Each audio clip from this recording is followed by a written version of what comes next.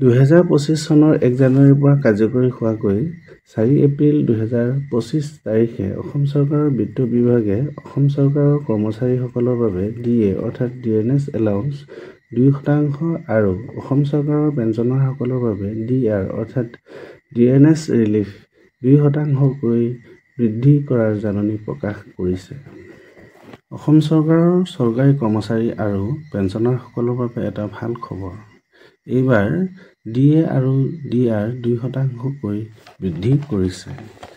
আজিলৈকে ৰাজ্যিক চৰকাৰৰ কৰ্মচাৰীসকলে ডিএ আৰু ডিআৰ 53%কৈ পাই আছিল আৰু এতিয়াৰে পৰা 55%কৈ লাভ কৰিব।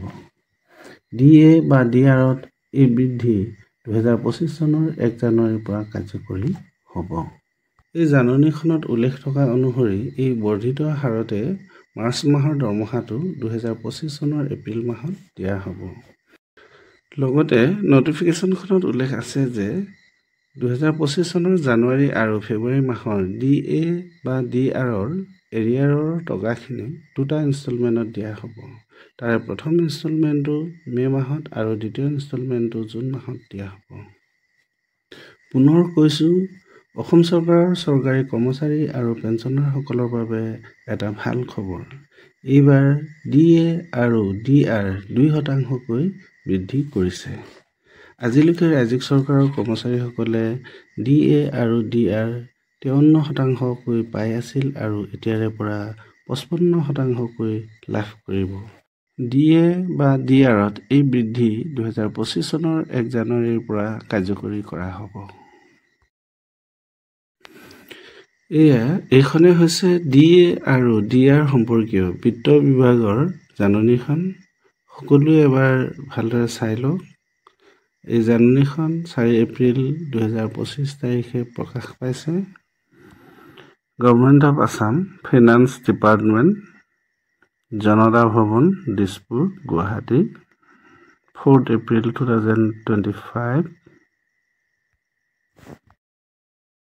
Period from which payable from 1/1/2025. Rate of DA/DR enhanced 2%.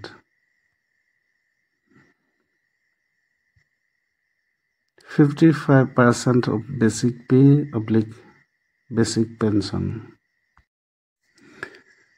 The enhanced rate of 55% DA/DR shall be paid along with monthly pay/pension for the month of March 2025 and April 2025. অৰ্থাৎ এই বৰ্ধিত হাৰতে মাৰ্চ মাহৰ দৰমহাটো 2025 চনৰ এপ্ৰিল মাহত দিয়া হ'ব।